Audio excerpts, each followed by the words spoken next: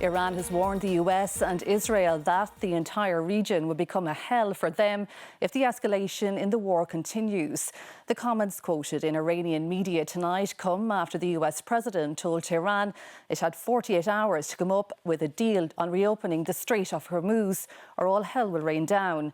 His comments come after reports of a missile strike near an Iranian nuclear plant, and as Iranian and US forces continue to search for a US fighter pilot whose plane was shot down inside Iran yesterday. Another night of airstrikes across the Middle East. Sirens over Israel to warn of incoming Iranian fire as Israeli forces continued their assault on Beirut.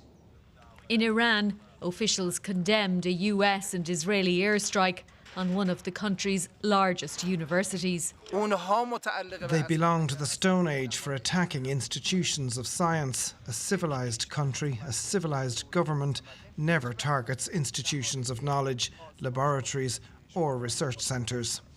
As the minister searched through the wreckage in Tehran, a different kind of search was underway in the northwest of the country, this time for a missing US service person whose plane was downed by Iranian fire yesterday.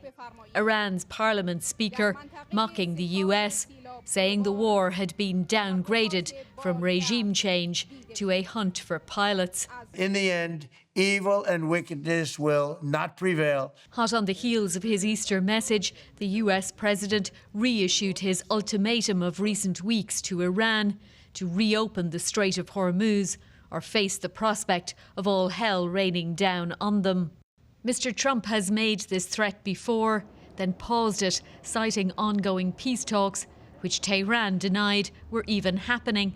Tonight, Tehran has issued its own warning, telling the US and Israel the entire region will become a hell for them if the escalation in the conflict continues. A conflict which has affected the lives of so many and whose impact deepens the longer it goes on. Fiona Mitchell, RTE News. The Justice Minister has said the government cannot protect the public from all aspects of the war energy crisis amid opposition calls for the Dáil to return early from its Easter break to address the situation. Meanwhile, a leading school bus operator today warned the crisis risks impacting school bus services if it continues.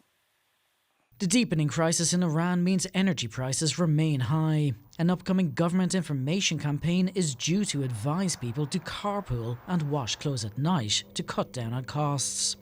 The coalition's message clear: while it wants to help those affected, it can only do so much. There's certainly no basis, I think, for the country to be alarmed at this stage. We're introducing measures that are protecting consumers, but I think it's also important to point out that no matter what we do, we won't be able to insulate the public from every consequence of the war in Iran. Not good enough, say the opposition. Both Independent Ireland and Sinn Féin today demanding the Dáil returns early from its Easter break to address the crisis.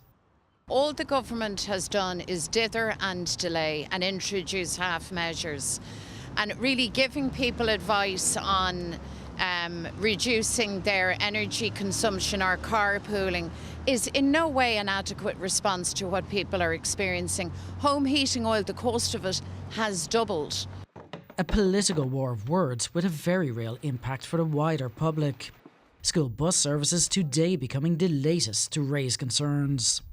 If the costs stay the same, we're okay at the moment. We aren't making any money. We're just, breaking even on the services for schools. But if they go up further, there is going to be a cost, not just Nolan coaches, but every operator throughout the country. They are going to start looking at these services and potentially going to start dropping them. I've been speaking to operators throughout Ireland for the last number of weeks, and they're ready to park their buses up and not send them out on school services. A global crisis and a deepening problem at home. Fiach Rokiana, RTE News, Leinster House.